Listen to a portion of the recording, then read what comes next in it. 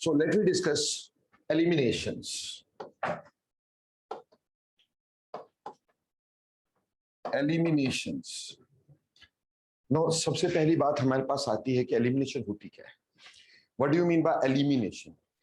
बेटा एलिमिनेशन की जहां तक बात करें, जैसे मान लो हमने लिखा CH3 CH2 Br, ओके, और मान लो इस पे लगा दिया आपने अल्कोहलिक KOH या कोई स्ट्रॉन्ग बेस लगा दिया, अल्कोहलिक KOH लगा दिया, यहां से Br निकला, यहां से H निकला और CH2 डबल बॉन्ड CH2 बन गया, ठीक, और साथ में बना हमारे पास KBr और साथ में बना वाटर.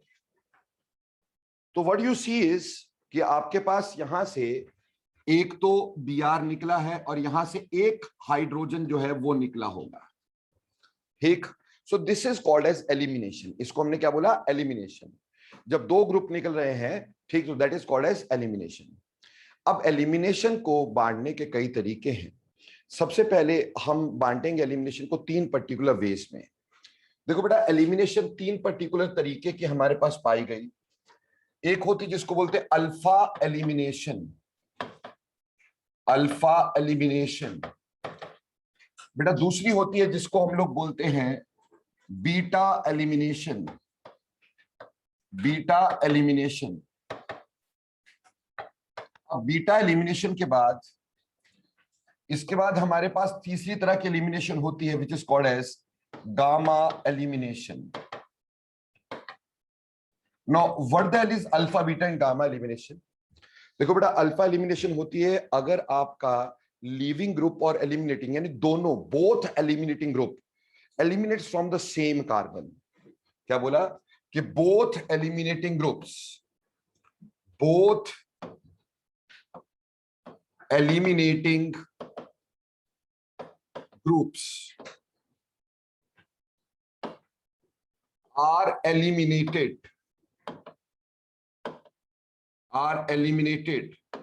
from same carbon. एक ही एटम से दोनों एलिमिनेटिंग ग्रुप बाहर निकल रहे हैं. कैसे निकल रहे हैं थोड़ा देखिए ध्यान से. मान लो वी हैव क्लोरोफॉर्म. मान लो we had chloroform CHCl3 in the presence of base like KOH and giving us CCl2 plus KCl plus water. So what happened in this very reaction? क्या हुआ इसमें? देखो इसमें क्लोरोफॉर्म जो था हमारे पास, अगर हम क्लोरोफॉर्म की बात करेंगे, सो क्लोरोफॉर्म इज लाइक दिस. यहां पे 3 Cl लगे हैं. You very well know that chlorine की इलेक्ट्रॉनेगेटिविटी काफी ज्यादा है. सो क्लोरीन जो होगा वो इस कार्बन से इलेक्ट्रॉन लेगा, ये भी इस कार्बन से इलेक्ट्रॉन लेगा, ये भी इस कार्बन से इलेक्ट्रॉन लेगा.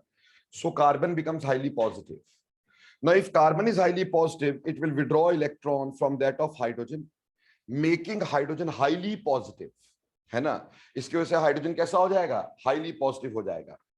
मान लो इस रिएक्शन में आपने कोई बेस को अटैक करवाया है, ठीक, लाइक ऊपर मैंने KOH लिखा है, आपके पास OH नेगेटिव है. So what happens, this H is highly positive, so ये पॉजिटिव होगा और ये नेगेटिव होगा. सो ये अट्रैक्ट ईच अदर. ये जो है हमारे पास, they will attract each other. और OH ने इस H को निकाल लिया. H के इलेक्ट्रॉन कार्बन के पास, और कार्बन ने इलेक्ट्रॉन किसको दे दिए? क्लोरीन को. Chlorine goes out as a good leaving group and thus the product of this reaction is, देखो HOH निकल गया, Cl निकल गया, यहां बन गया CCl2 which is called as dichlorocarbene, which is called as dichlorocarbene.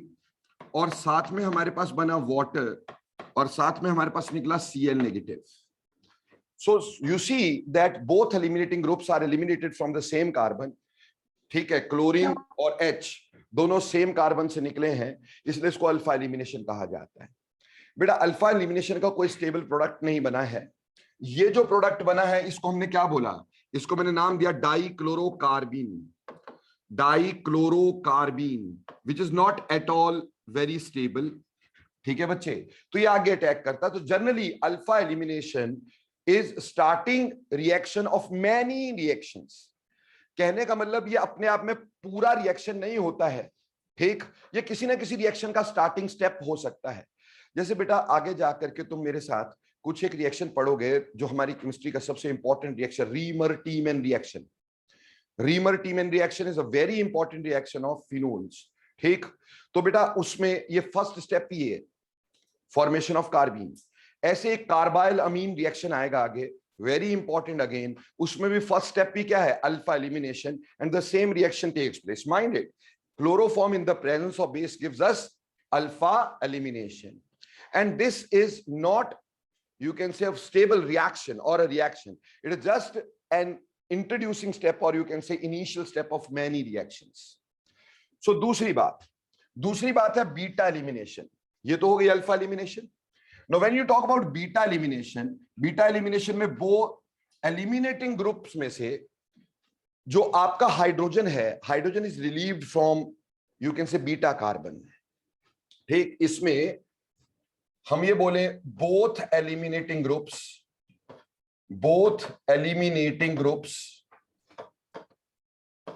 Are eliminated by alpha and beta carbon. No doubt इसमें कई बार रीअरेंजमेंट हो जाती है तो उससे आगे भी चला जाता है, बट हम उसको बीटा एलिमिनेशन ही मान के चलते हैं। तो जैसे कि ऊपर ये जो एग्जांपल आपको दिया गया था, इसमें ब्रोमीन यहां से और H यहां से निकला है, so this is beta elimination, isn't it. जैसे बेटा I will give you one more example to this, ठीक। मान लो हमारे पास CH, इस H को मैंने ऐसे लिख दिया CH2OH, this is an alcohol, isn't it. और इस अल्कोहल पे मैंने strong acid like H2SO4 concentrated लगा दिया, ठीक, 443 केल्विन पर। So what happened in this reaction, आपको पता है एसिड हमेशा पैसे होते हैं ना भाई, क्लियर। एसिड हमेशा क्या करते हैं, वाटर को एब्जॉर्ब करते हैं। जैसे कभी कोई तुम्हारे से पूछे जब तुम्हारी स्किन पे एसिड गिरता तो जलाती क्यों है, एसिड जलाते क्यों है, क्योंकि एसिड क्या करते हैं, वाटर एब्जॉर्ब करते हैं बेटा स्किन से। So acid अगर concentrated हो, they tends to absorb water. So obviously यहाँ से water will be eliminated, and after the elimination of water, you certainly get CH2 double bond CH2. See, यहाँ पे क्या हुआ कि leaving group was OH and was eliminated from alpha carbon, ठीक, and H is eliminated from beta carbon. So that is why it is called as beta elimination. Mind it. I am saying that कई बार rearrangement की वजह से hydrogen किसी और atom से भी निकल सकता है, but it is taken into the beta eliminations. Are you clear? इसी तरह से gamma elimination, a very very rare reaction. Gamma elimination is very rare reaction, क्योंकि इसका प्रोडक्ट एक्चुअली स्टेबल नहीं होता। से मेरे पास ये है like this, okay, like this. अब क्या हुआ कि यहां आपको समझ में तो आ रहा है कि H तो लगा होगा ना भाई, है ना, H तो लगा होगा। अब मान लो इसको मैंने बहुत स्ट्रांगली हीट किया तो हमारे पास यहां से H और Cl अगर बाहर निकल जाता है और ये प्रोडक्ट बन जाता है, ठीक, क्लियर। तो ऐसे केस में हम देख रहे हैं क्या हो रहा है कि ये जो आपके पास क्लोरीन है that is eliminated from alpha carbon, and this is from beta carbon, and this is from gamma carbon. तो जब हमारे पास ऐसा हो जाए, एलिमिनेटिंग ग्रुप्स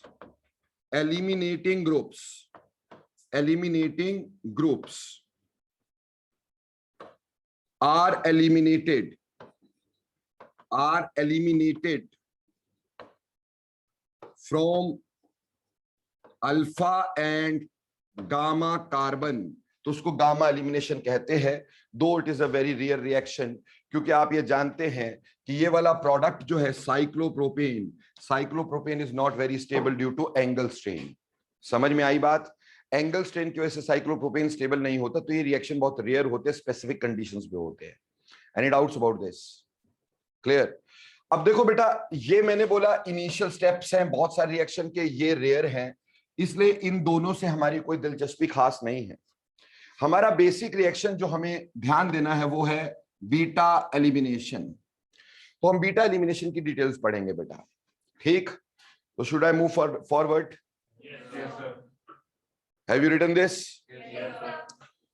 So next बात हमारे पास आ जाती है which is called as to be beta elimination. हम बीटा एलिमिनेशन को बेटे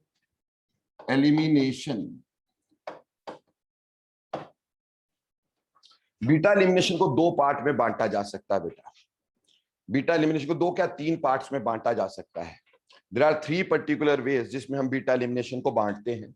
ठीक, बीटा एलिमिनेशन को हम बांट सकते हैं नंबर 1 जिसको हम बोलते हैं base catalysed beta elimination. Base catalysed beta elimination. अभी बात समझ में आ रही होगी कि ये जो बेस कैटेलाइज्ड बीटा एलिमिनेशन है पुत्र, ठीक, इसमें हमारे पास बेस की जरूरत है। एलिमिनेशन तो हो रही है, बेस की जरूरत है। ये आगे दो तरह की होती है बेटा। ठीक, एक होती है D hydro halogenation. Dehydrohalogenation. So what the hell is dehydrohalogenation? D यानी रिमूवल, हाइड्रो मतलब हाइड्रोजन, हैलोजन मतलब हैलोजन। तो कहने का मतलब क्या है? This is removal of hydrogen and halogen. Halogen और हाइड्रोजन की रिमूवल को डिहाइड्रोहैलोजिनेशन कहते हैं। जैसे फॉर द एग्जाम्पल मान लो हमने ऐसा लिया कि मेरे पास ये था CH2, मैं H से लटका के लिख दिया है, वैसे ही CH3 होना था, और यहां पर CH2, here we are writing Br and in the presence of alcoholic KOH। ठीक, what happened, आपको बहुत बार बताया, कभी भी मेटल देखो, हैलोजन देखो, तो सबसे पहले मेटल का हैलाइड बनाने का, तो यहां से KBr बाहर निकलेगा, HOH बाहर निकलेगा, and you will certainly get CH2 double bond CH2, isn't it? साथ में बनेगा KBr और साथ में बनेगा वाटर। सी, यहां से हाइड्रोजन और हैलोजन ये दोनों बाहर निकले हैं, इसलिए इसको डिहाइड्रोहैलोजिनेशन कहा गया है। So this is dehydrohalogenation. Are you clear? Okay, the next thing is डिहैलोजिनेशन।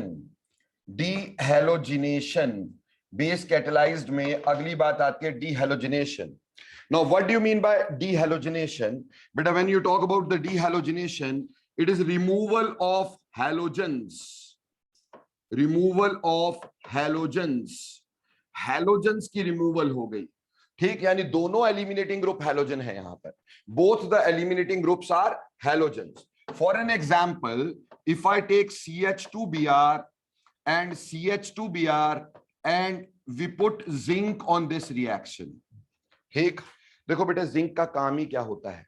अगर अकेला जिंक हो तो उसका एक ही काम है, इलेक्ट्रोनेगेटिव एलिमेंट्स को बाहर निकालना। अकेला जिंक जिंदगी में कभी देखे ना अकेला, तो समझ लेना कि इलेक्ट्रोनेगेटिव एलिमेंट बाहर निकलेगा ही निकलेगा। ठीक, तो यहां से हमने ZnBr2 को बाहर निकाल दिया मेरे प्यारे बच्चों, और हमारे पास बन क्या गया? CH2 double bond CH2। Both the halogens are removed, है ना बेटा? अगर मान लो ये टेट्रा हैलोजन डेरिवेटिव भी होता, for the time being, if I would have CH Br, यहां पे भी Br, यहां CBr, यहां पे भी Br और यहां पे H, और यहां पे जिंक लगा देते, तो भी हमारे पास सारे हैलोजन निकल जाते, और सारे हैलोजन निकल करके हमारे पास ये बन जाता। So this is dehalogenation. This is dehalogenation. Are you clear about this? Yes, sir. पर सर आपने इसको बेस कैटेलाइज कैसे बोला? बेस तो इसमें यूज ही नहीं हो रहा। बेटे देखो, metal itself is a base. आपको पता है मेटल होते क्या है? इलेक्ट्रॉन देने वाले, तो they itself work as a base. यहां पे zinc is actually working as a base. Got it? It is giving electron to that of species. ठीक, इस वजह से हमारे पास ये बेस कैटेलाइज में ही हम पढ़ते हैं dehalogenation. Are you clear about this? दूसरी तरह की बेटे हमारे पास एलिमिनेशन होती है जिसको हम बोलते हैं acid catalysed elimination. Acid catalyzed elimination, acid catalyzed elimination, ये दूसरी तरह की हो गई acid catalyzed elimination. So when you talk about acid catalyzed elimination, ठीक, we have example of dehydration, now what the hell is dehydration? नाम clear कर रहा है अपने आप को। डिहाइड्रेशन का मतलब क्या होता है? Removal of water. Definitely removal of water is dehydration. Removal of water is dehydration. For an example, I already had an example of this in the previous slide. CH2, इसका H मैंने यहां लिख दिया CH2 और यहां पे OH लिख दिया. In the presence of concentrated H2SO4 and 443 Kelvin is a specific temperature for this, and you are getting CH2 double bond CH2 and water is being eliminated. So यहाँ eliminating groups क्या हैं? What are eliminating groups? That is water. ठीक. So that is why this is called as dehydration. तो ये acid catalyzed में हमारे पास example आता है dehydration का. ठीक. And the third one example is, third one type of beta elimination is what you can say pyrolytic elimination, या आप इसको बोल सकते thermal eliminations. थर्मल एलिमिनेशन जैसे मेरे प्यारे बच्चों हमने यहां पर बेस कैटेलाइज पढ़ा, हमने यहां पे एसिड कैटेलाइज पढ़ा. अब थर्मल यानी elimination by heat only. Thermal is elimination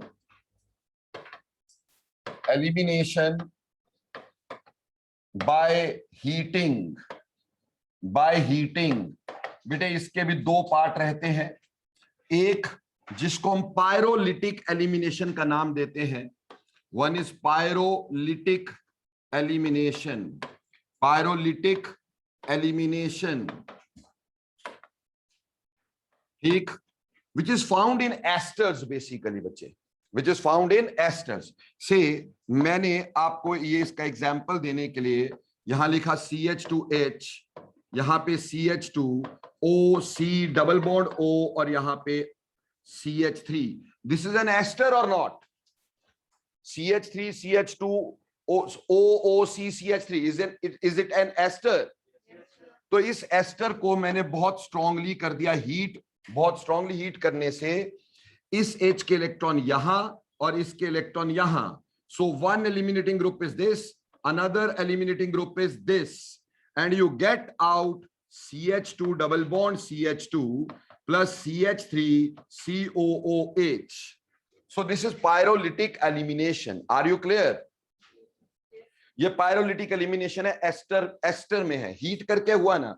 कोई हमने इसमें मीडियम नहीं यूज किया, कोई एसिड नहीं, कोई बेस नहीं. सो पायरोलिटिक एलिमिनेशन हो गई. ऐसे ही बेटा एक दूसरी तरह की एलिमिनेशन यहां पे हमारे पास होती थर्मल एलिमिनेशन में, जिसको पीटरसन्स एलिमिनेशन का नाम देते हैं. Peterson's elimination. So that is called as Peterson's elimination. और पीटरसन एलिमिनेशन जो होती है बच्चों, ये हमारे पास बीटा हाइड्रोक्सी सिलेन्स का रिएक्शन है. Beta hydroxy सिलेन्स. सिलेन क्या होते हैं बेटा? कार्बन की जगह अगर सिलिकॉन लोगे, ठीक, कार्बन की जगह क्या लोगे? सिलिकॉन, तो बीटा हाइड्रोक्सी सिलेन्स बन सकते हैं. बीटा कार्बन पे OH हो. क्लियर? ये पांचवी तरह की. तो टोटल मिला के how many types of elimination we have? One is dehydrohalogenation, second is dehalogenation, third is dehydration, fourth is pyrolytic elimination and fifth is Peterson's elimination. See मेरे प्यारे प्यारे बच्चों, इन सब में अगर हम ध्यान देते हैं तो हम ये पाते हैं कि ये जो आपके पास ये दोनों बेस कैटलाइज्ड है, ये अल्काइल हलाइड के रिएक्शन है. अल्काइल हलाइड्स के रिएक्शन है. These are found in alkyl halides. Got it? ये अल्काइल हलाइड के रिएक्शन हम पढ़ेंगे भी किसमें? अल्काइल हलाइड्स में. बेटा ये अल्कोहल्स के रिएक्शन है, तो हम पढ़ेंगे भी किसमें? अल्कोहल्स में. Dehydration is for alcohols. ठीक, ये एस्टर के रिएक्शन है. ठीक, और ये बीटा हाइड्रोक्सिसिलेन. तो बेटा ये हमें पढ़ना नहीं है, ये हमारे सिलेबस में नहीं है. ना पायरोलिटिक एलिमिनेशन हमारे सिलेबस में, ना हमारे पीटरसन्स एलिमिनेशन है सिलेबस में. बताने के लिए मैंने जरूर बताया है कि हमारे पास ऐसे 5 तरह की एलिमिनेशन होती है. आई थिंक सो आपको समझ में आ गई होगी कि नहीं आई होगी? Okay, thanks a lot. So ये तो थी बेटा कितनी तरह की एलिमिनेशंस हमारे पास पॉसिबल होती है. लेकिन अगर मैकेनिज्म वाइज बांटना चाहो, ये तो हमने क्या बांटा कि हमारे एलिमिनेशन के ग्रुप कौन से हैं. किसकी रिएजेंट में, किस रिएजेंट की प्रेजेंस में हो रहे हैं। आगे हम डिस्कस करेंगे types on the basis of mechanism. ठीक, on the basis of mechanism, on the basis of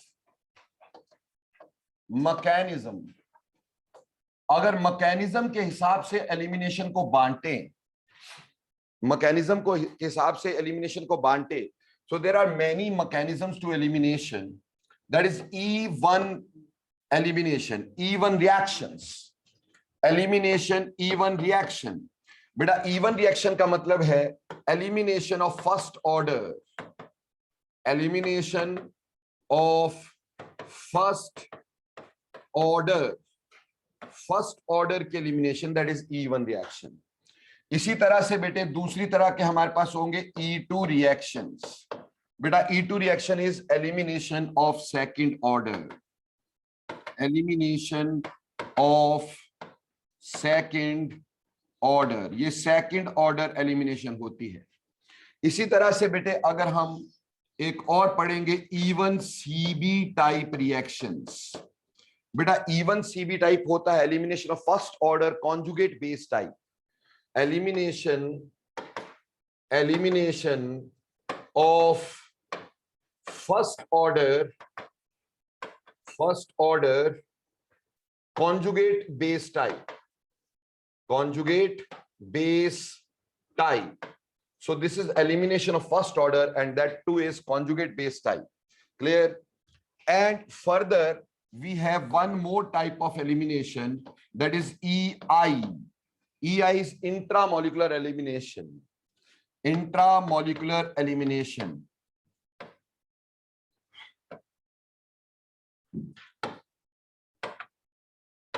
See, intramolecular elimination का एक एग्जाम्पल रहा करता है cops elimination. Cops elimination, it is a specific example of intramolecular elimination. ठीक है जी, cops reaction या cops elimination. तो ये मैकेनिज्म वाइज हमने चार पार्ट में इसको बांटा है बेटा, E1 E2 E1 CB और हमारे पास EI type of reaction. EI type एक ही अकेला है कोप्स एलिमिनेशन, बाकियों के एग्जांपल हम पढ़ेंगे। Are you clear? अब हम करते हैं इनमें से डिटेल शुरू। एक मैकेनिज्म के हिसाब से हमने बांट दिया, अब इसमें डिटेल्स की शुरुआत करेंगे। तो सबसे पहले जो रिएक्शन हम पढ़ने जा रहे हैं बेटा, वो पढ़ने जा रहे हैं E1 रिएक्शन। E1 रिएक्शन, जैसे कि सर ने आपको बताया कि E1 रिएक्शन का मतलब क्या होता है। सर ने कहा it is elimination of first order, ये पहले ऑर्डर की एलिमिनेशन, फर्स्ट ऑर्डर की एलिमिनेशन है। ठीक, देखो बेटे आपने SN1 SN2 भी किया मेरे साथ, ठीक, अब आप E1 E2 करेंगे मेरे साथ। तो बेटा जैसे SN1 के 2 स्टेप थे वैसे E1 के भी 2 स्टेप हैं। ठीक है जी, तो it is again a 2 step reaction, 2 step reaction. And the first step we had is again first step generation of carbocation,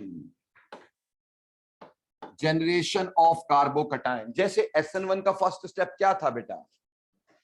what was the first step to SN1? Generation of carbocation. Was that same or not? Was that same or not? So same यहां पे रहेगा कि यहां पे generation of carbocation is the first step. ठीक, और इसमें जैसे मैंने तुम्हें बोला था जब भी SN1 दिमाग में आए तो सबसे पहले दिमाग में क्या आना चाहिए? टर्शरी।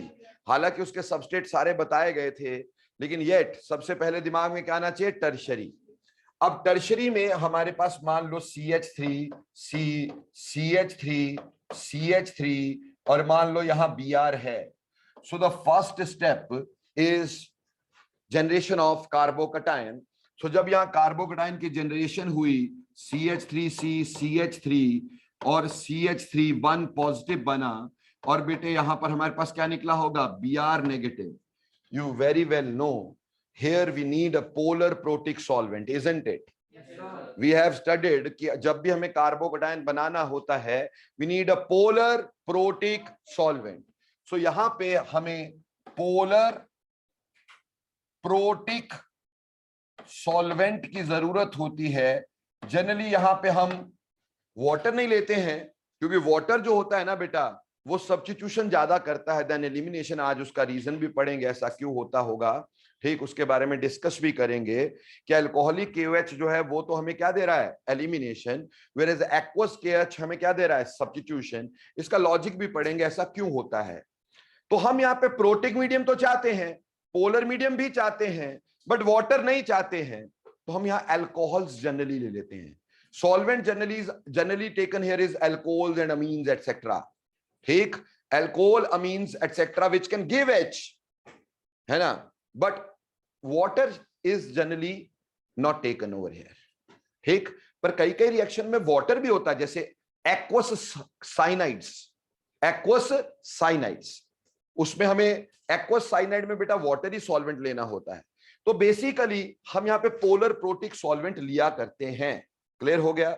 और ये क्यों लेते हैं आपको पता है, वही रीजन है जो SN1 में पढ़े थे कि एक तो ये क्लीवेज में मदद करता है पोलर प्रोटिक सॉल्वेंट, क्योंकि पॉजिटिव नेगेटिव को खींचेगा, नेगेटिव पॉजिटिव को खींचेगा। और दूसरी जो कार्बोकटायन या कार्बो अनायन बन रहे हैं, कार्बोकटायन और अनायन जो बन रहा है उसकी क्या होती है, सॉल्वेशन। उस सॉल्वेशन की वजह से ये नॉन स्पॉन्टेनियस प्रोसेस भी कैसा हो जाता है, स्पॉन्टेनियस हो जाता है। एम आई क्लियर, ठीक। तो सेम ही चीज थी जैसे कि वहां था, लेकिन अब स्टेप नंबर टू, अगर स्टेप 2 की बात करेंगे, it is attack of a base, किसी भी बेस का अटैक, ठीक। ये स्टेप नंबर 2 है, attack of a base.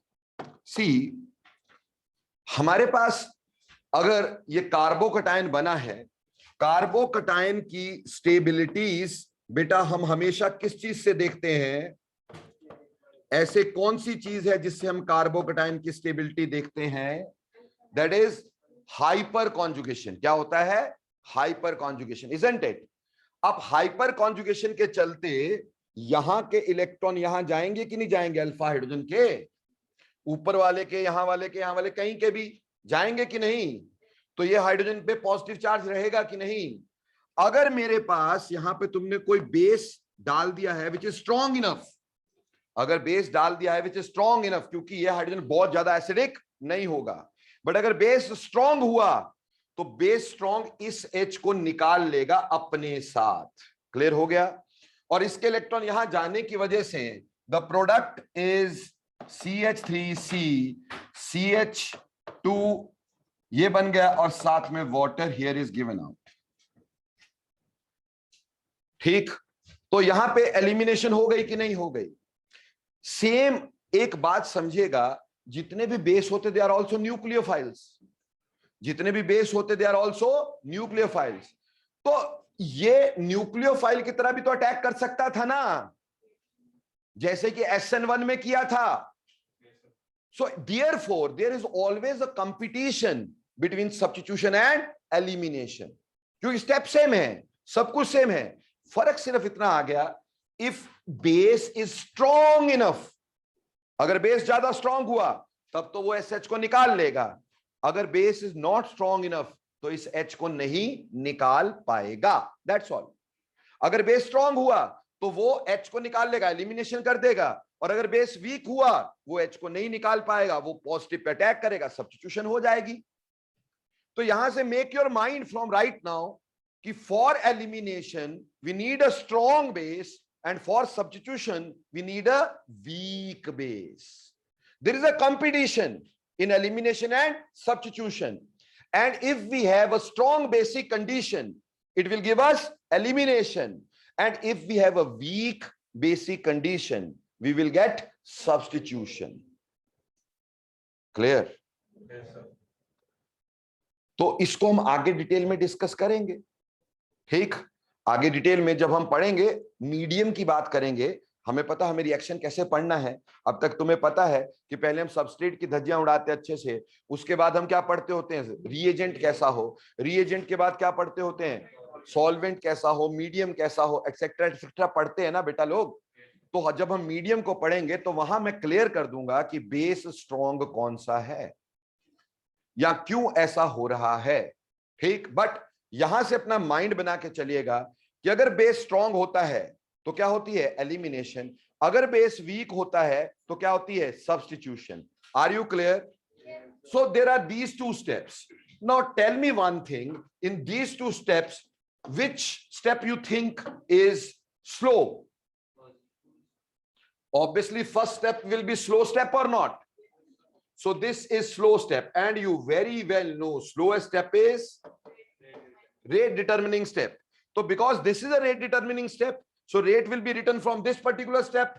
So आगे की जितनी भी स्पीड होगी रिएक्शन की वो इसी स्टेप पे डिपेंड करेगी, इस पे डिपेंड नहीं करेगी। समझ में आया? तो इसलिए रेट जब हम इसका लिखेंगे तो rate will be written as K into slowest step में तो सिर्फ हमारे पास क्या है, अल्काइल हैलाइड। स्लोएस्ट स्टेप में क्या है हमारे पास, अल्काइल हैलाइड। तो यही रहेगा और किसी चीज पे डिपेंड नहीं करने वाला है। तो obviously this is a first order reaction, therefore it is a first order reaction. और इसका मतलब कि आपके पास बेस की कंसंट्रेशन पे ये रिएक्शन ज्यादा डिपेंड नहीं करता।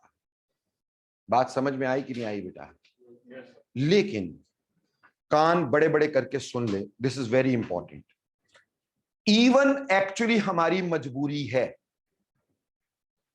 इवन एक्चुअली हमारी मजबूरी है। मजबूरी का मतलब देखो, रिएक्शन जनरली E2 से ही होते सारे, ठीक, क्योंकि आयनिक पाथवे है, इसमें आयंस बन रहे हैं। Is it an ionic pathway? It is an ionic pathway, इसमें आयंस बन रहे हैं। आयंस का बनना हमेशा मुश्किल होता है क्योंकि उसमें क्या, पॉजिटिव नेगेटिव में अट्रैक्शन तो रहनी है यार, इसको तोड़ना is quite difficult, isn't it? और इस वजह से ये रिएक्शन के होने की spontaneities are very very less, possibilities are very very less. ये हम उस जगह करवा सकते हैं इवन जहां पे E2 की पॉसिबिलिटी ही ना हो, जहां E2 हो ही नहीं सकता हो, वहां हम E1 करवाते हैं। तो जनरली अगर कभी एलिमिनेशन की बात में हम सोचेंगे ना तो E2 is more prominent than E1। सो बस सिर्फ इतना बता रहा हूं कि E1 जनरली हमारी मजबूरी है कि जहां हमारे पास E2 हो ही नहीं सकता वहां हम क्या करवाते हैं, E1 करवाते हैं। अदरवाइज रिएक्शन को हम जनरली E2 से लेके चलते हैं। क्लियर? तो E1 का मैकेनिज्म समझ में आ गया होगा आपको, जनरल चीज समझ में आ गई होगी। अब हम इसकी उड़ाएंगे धज्जियां एक एक चीज पकड़ करके, ठीक है जी? तो चलिए लेट वी स्टार्ट विद, ठीक, मैकेनिज्म लिख लिया, इसको अपने सामने रखना है क्योंकि आगे सारी डिस्कशन इसके ऊपर बेस्ड रहेगी। अगर ये समझ नहीं आता तो आगे नहीं आएगा। सो अब हम सबसे पहली चीज क्या पढ़ते हैं मेरे प्यारे बच्चों? सबसे पहली चीज जो हम पढ़ने की कोशिश करते होते हैं वो होता है सबस्ट्रेट, कि इसमें किस तरह का सबस्ट्रेट हमें चाहिए, किस तरह का सबस्ट्रेट हमें चाहिए ताकि हमारे पास रिएक्शन जो हो should move from even pathway, ठीक है जी? और ऑब्वियसली फिर हम इसमें यह भी देखेंगे किसकी रेट ज्यादा किसकी रेट कम, ठीक। चलिए जी, सबस्ट्रेट की बात करते हैं। देखो बेटा, जब हम सबस्ट्रेट की बात करेंगे तो यहां पर अगेन सबस्ट्रेट में तो दो पार्ट होते ही होते, एक लिविंग पार्ट और एक अल्काइल पार्ट। लिविंग पार्ट हमेशा सेम रहता है, हमेशा उसका तरीका सेम, पर यहां पे हम लिविंग ग्रुप को इसलिए डिस्कस नहीं करते क्योंकि we have different mediums for elimination, isn't it? It can be basic, it can be acidic. तो बेटा लीविंग ग्रुप एबिलिटी अगर देखनी हो वो तो सेम मीडियम में देखनी चाहिए ना। अगर मीडियम अलग अलग हुआ तब तो बेटा वैसे ही अलग हो जाएगी लीविंग ग्रुप एबिलिटी। तो इसलिए हमें यहां पे लीविंग ग्रुप के चक्कर में नहीं फंसना है, ठीक है? हमें यहां लिविंग ग्रुप के चक्कर में नहीं फंसना है, ठीक। वो डेफिनेट है अगर मीडियम सेम रहता है, अगर मीडियम सेम रहता है तब हम लिविंग ग्रुप देखेंगे। मतलब नहीं समझ में आ रहा सर, पता नहीं क्या पहेलियां बुझा रहे हो। देखो बेटे, आपने तीन तरह की एलिमिनेशन पढ़नी है मेरे साथ। डी हाइड्रो हेलोजिनेशन किसके प्रेजेंस में बताई? बेस के प्रेजेंस में, है ना। डी हैलोजिनेशन किसकी प्रेजेंस में बताई? मेटल बेस की प्रेजेंस में, मेटल बेस की प्रेजेंस में। डिहाइड्रेशन किसकी प्रेजेंस में बताई? एसिड की प्रेजेंस में। अब भैया एसिड में जो लीविंग ग्रुपेबिलिटी है, क्या बेस में वही लीविंग ग्रुपेबिलिटी होगी? अब जैसे अल्कोहल है, हमें पता है कि डिहाइड्रेशन एसिडिक मीडियम में होती है, अल्कोहल में होती है, उसमें पहला अटैक ही H पॉजिटिव का होगा। जब H positive lone pair of oxygen पे अटैक कर लेगा तो बेटा वो वहां पे पॉजिटिव चार्ज आ जाएगा, it becomes a stronger leaving group, isn't it? That will become a stronger leaving group. हालांकि OH क्या होता है? वीकर, तो उसके साथ कंपैरिजन हमारा नहीं हो सकता हलाइड्स का, क्योंकि हलाइड हम बेस में ले रहे हैं और अल्कोहल किस में ले रहे हैं? एसिड में। तो क्या कंपेयर कर सकते हो? हाँ, अगर सारे हलाइड लेते तब हम लीविंग ग्रुप कंपेयर करते हैं, और फिर लीविंग ग्रुप तो सेम ही रहता है कि आयोडाइड्स की एलिमिनेशन सबसे इजी, आयोडाइड्स की एलिमिनेशन सबसे इजी, उसके बाद ब्रोमाइड्स, उसके बाद क्लोराइड्स, उसके बाद फ्लोराइड्स, सेम बात है। ठीक, तो हम यहां पे ये बोल सकते हैं, अगर हम लीविंग ग्रुप की बात करें, लीविंग ग्रुप्स, तो उसमें एलिमिनेशन आयोडाइड्स में, आयोडाइड मतलब अल्काइल आयोडाइड भाई, अल्काइल आयोडाइड्स में ज्यादा होगी देन अल्काइल ब्रोमाइड्स में, देन अल्काइल क्लोराइड्स में, और लास्टली अल्काइल फ्लोराइड्स में। ठीक, and that can be explained on the basis of leaving group ability, isn't it? Iodide is a better leaving group, bond is weak, आसानी से टूटता है ना जी, आयोडाइड का बॉन्ड भी वीक, लिविंग ग्रुप भी अच्छा, तो रिएक्शन क्विक देता है, आसानी से लीव कर जाता है। ब्रोमीन थोड़ा सा मुश्किल से, क्लोरीन और मुश्किल से, fluorine is a bad leaving group, fluorine is a bad leaving group. Are you clear? So इसलिए ये तो लिविंग ग्रुप एबिलिटी चाहे E1 हो, चाहे E2 हो, चाहे E1CB हो, सब जगह पे हम सेम तरीके से देखेंगे, वो कभी चेंज नहीं होने वाला है। वो चाहे सब्स्टिट्यूशन हो चाहे एलिमिनेशन हो, वो कभी चेंज नहीं होने वाला, वो सेम ही ट्रेंड फॉलो होना। बात यहां पे आती है मेजरली अल्काइल पार्ट की, बात यहां है अल्काइल पार्ट। अल्काइल पार्ट कैसा हो? देखो बेटा, यहां अल्काइल पार्ट होना चाहिए स्टीरिकली हिंडर्ड। कैसा होना चाहिए? स्टीरिकली हिंडर्ड, बड़ा होना चाहिए, बल्कि जिसके ऊपर बेस डायरेक्टली अटैक नहीं कर पाए। याद रखो, E1 इज अ मजबूरी, है ना, E1 इज अ मजबूरी। तो वो वहीं जहां पे बेस अटैक कर ही ना पाए मेरे दोस्त, जहां पे बेस अटैक कर ही ना पाए। ठीक, तो हम बोलेंगे sterically hindered, hindered substrate undergoes E1। ठीक, और बेटे दैट इज, अगर मैं बात करूं टर्शरी कंपाउंड्स की, would they B स्टीरिकली hindered?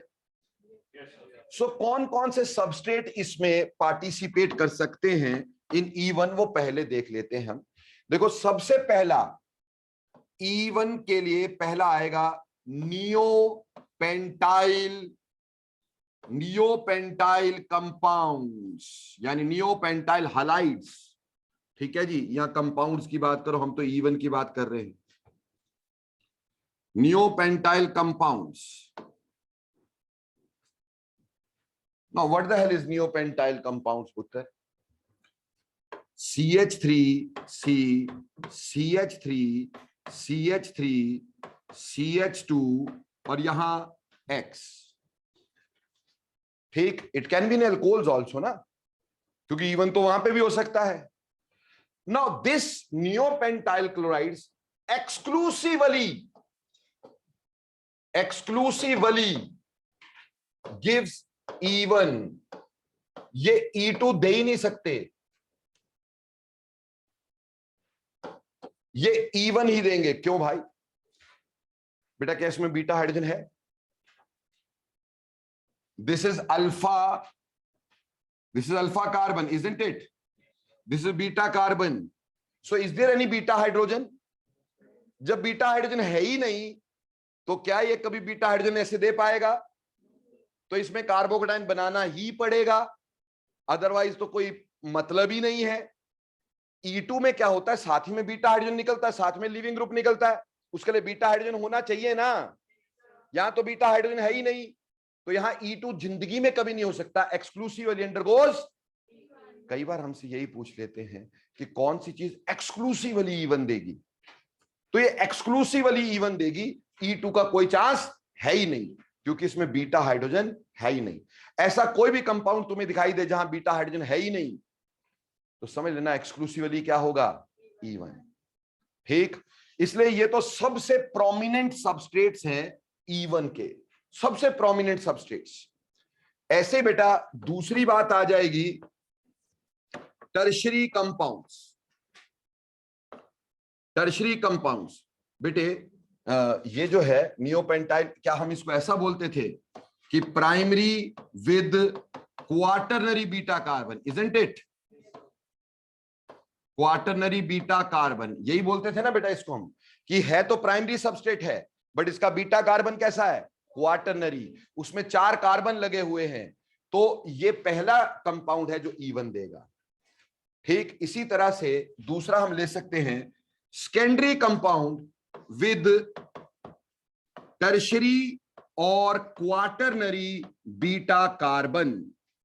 Secondary compounds with tertiary और quaternary beta carbon like CH3, C, CH3, CH3, CH, ठीक, Br, CH3।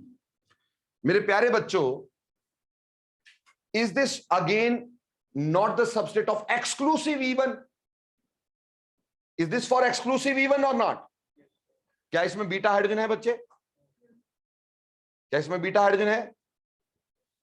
I think you are Madhavi ना बेटा, माधवी, यहां पे बीटा हाइड्रोजन है बच्चे, तो यहां पे अल्फा, यहां पे बीटा, तो एक्सक्लूसिवली गिव्स E1। ये सेकेंडरी है विद क्वाटरनरी बीटा कार्बन। इसी तरह से मेरे प्यारे बच्चों, अगर मेरे पास ऐसा होता CH3C, CH3H, CHBr, CH3, ठीक, so again secondary with tertiary beta carbon, secondary with tertiary beta carbon. इस Br की जगह X कुछ भी हो सकता है ना। हाँ जी जनाब। बीटा तो वो है, आगे हमने ओरिएंटेशन ऑफ प्रोडक्ट भी तो पढ़नी है। ठीक, ये भी बीटा है, आगे ओरिएंटेशन में आएगा, यहां से क्यों नहीं निकलता, ठीक, वो भी बताएंगे जब प्रोडक्ट होगा। अभी तो सिर्फ क्या बता रहे हैं, रीएजेंट बता रहे हैं आपको। ठीक है जी, हाँ जी है, तो मैंने यहाँ पे एक्सक्लूसिवली E1 नहीं लिखा। कहा मैंने बोला, ये तो ये दे सकते हैं E1, this can undergo E1, this can also undergo E2। समझ में आई बात? इसमें E1 E2 दोनों हो सकते थे, but preferably because steric bulk is very large, तो प्रेफरेबली गिव्स E1। बेटा एक चीज मैं बोल रहा हूं which is exclusively giving E1, और एक चीज जो E1 दे सकता है, तो ये दोनों तो एक्सक्लूसिवली गिविंग E1, इसमें E2 हो ही नहीं सकता। ये एक्सक्लूसिव नहीं है, E1 भी दे सकता है, E2 भी दे सकता है, बट येट डेफिनेटली E1 के chances are very dominant because steric bulk is very high. बोलो क्लियर? इसी तरह से बेटा तीसरी बात आ गई टर्शरी कंपाउंड्स।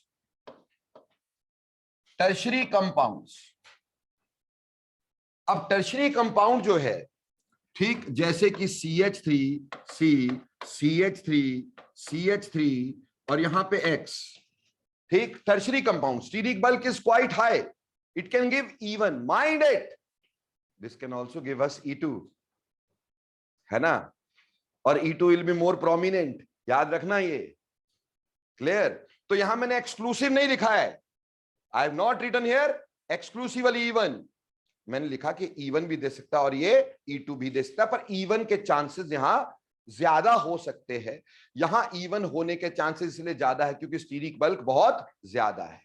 क्लियर हो गया? तो ये 3 तरह के कंपाउंड हमें इवन देंगे। पहला नियोपेंटाइल, दूसरा सेकेंडरी विद क्वाटनरी और टर्शरी बीटा कार्बन, और तीसरा tertiary compound itself can undergo even. They can undergo even. Understand what I am saying? Can undergo even. Clear हो गया कि नहीं? और अगर एक्सक्लूसिवली देखेंगे, जब भी कभी बोले इनमें से कौन एक्सक्लूसिवली इवन देता है ना, ऐसा क्वेश्चन आता है ना पेपर में बेटा, तो एक्सक्लूसिवली यही देखना जहां बीटा हाइड्रोजन ही नहीं है, वो तो एक्सक्लूसिवली देगा ही क्या? ठीक, उसमें हमेशा ये क्वेश्चन बहुत बार आता है, which of following is giving exclusively even, और उसमें यही दिया होता है। तो ये तो पहले आंखें चमक जाती है, अरे वाह, नियोपेंटाइल, नो बीटा हाइड्रोजन, पक्का इवन। क्लियर? उसी तरह से here we can have E one. Clear? Any doubts? अब ये तो हो गए सबस्ट्रेट। अब हम बात करेंगे कौन सा सबस्ट्रेट आसानी से देगा। ठीक, स्पीड किसकी ज्यादा होगी। ठीक, इसी में हम अगली बात पढ़ना जा रहे हैं, किसकी स्पीड ज्यादा होगी। तो बेटा देखो, हमें यहां पे सिंपली कार्बोकटायन बन रहा है, वो स्लो स्टेप है। So for speed of E1, see the stability of carbocation. ठीक, for speed in E1, see stability of carbocation formed like we did in SN1, है ना, like we did in SN1। ठीक, तो यहां carbocation की stability देखेंगे, obviously tertiary की rate will be more than that of secondary, which is more than that of primary. क्यों जी? Tertiary carbocation can be easily formed और नॉट। सो टर्शरी जो होगा उसकी स्पीड हमेशा ज्यादा होगी, उसकी रेट हमेशा ज्यादा होगी than secondary than primary, based on the stability of carbocation. तो यहां हमें सिर्फ क्या देखना है? स्टेबिलिटी ऑफ कार्बोकटायन देखना है। लिविंग ग्रुप हम पहले देख चुके हैं, सबसे पहले लिविंग ग्रुप देखना, लिविंग ग्रुप के बाद स्टेबिलिटी ऑफ कार्बोकटायन देखना। बोलो, एम आई क्लियर? जो आपको बता रहा हूं बात समझ में आ रही है कि पिछली भी चलती जा रही है?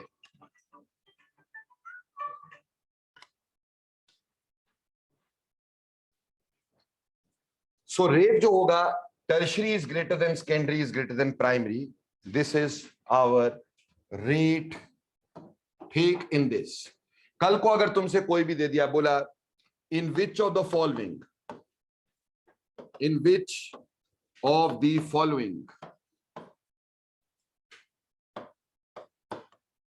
rate of even is maximum, हमसे बोला कहां पे rate of E1 is maximum.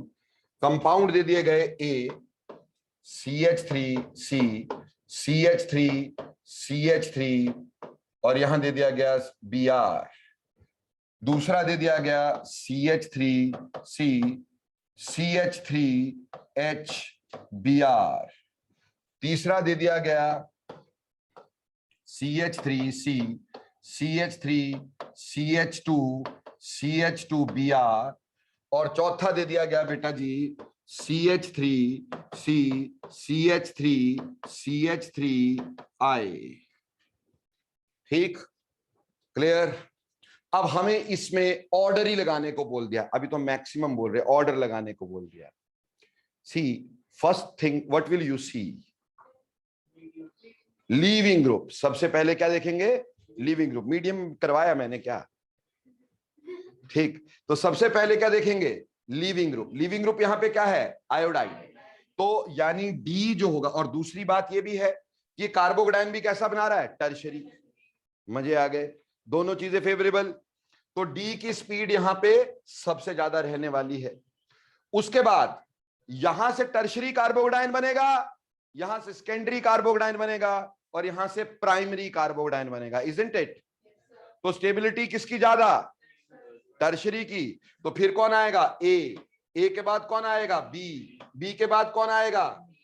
Please don't be बायस कि सर ने बोला था कि जो नियोपेंटाइल कंपाउंड होते they exclusively give E1, they exclusively give E1, but उसकी रेट थोड़ी ज्यादा हो सकती है मेरे भाई।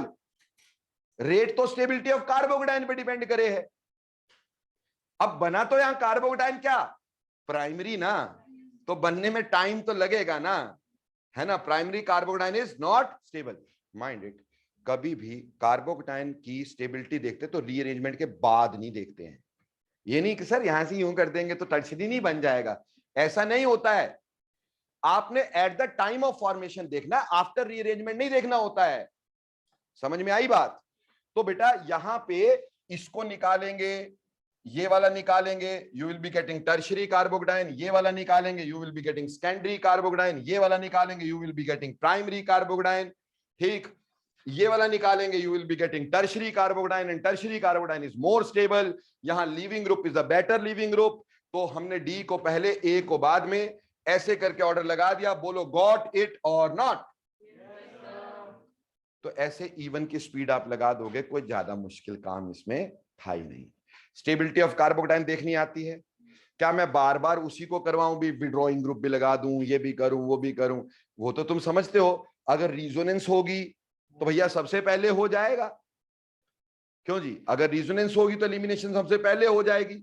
अगर कोई रिजोनेंस वाला कंपाउंड बनता बड़ी जल्दी एलिमिनेट हो जाएगा। समझ रहे मेरी बात? तो वो तो हमने देखना भी कार्बोकेटाइन की स्टेबिलिटी, और वो अब बार बार नहीं करवाएंगे, 1000 बार करवा चुका हूं मैं। ठीक, SN1 में इतने ज्यादा ऑर्डर्स तुम्हें करवाए थे मैंने, सेम ऑर्डर्स इधर लगाने हैं अपन ने। ठीक, नाउ मूविंग फर्दर। अब सबस्ट्रेट के बाद अगली चीज क्या पढ़ते हो तुम, बोलो? रीएजेंट। अब यहां पे रीएजेंट जो है उसका बात समझना बहुत इंपॉर्टेंट। वेरी वेरी, बहुत सारा वेरी, 10,000 वेरी, फिर वेरी इंपॉर्टेंट। ठीक, देखो प्यारे बच्चों, जब हम यहां रीएजेंट की बात करेंगे तो इधर थोड़ा सा नजर इनायत करो ताकि समझ में आए हमारे को कि क्या चीज है। मान लो मेरे पास है CH3C, CH3, CH3 और यहां पे Br है। अब बेटे जी इसमें एक साइड मैंने लगा दिया अल्कोहलिक KOH, ठीक, एक साइड मैंने लगा दिया एक्वस KOH। ठीक है जी। But compound is tertiary, definitely undergoing one type of mechanisms. ठीक, तो यहां पे आपके पास एक्वस मीडियम में वी गेट सब्स्टिट्यूशन SN1।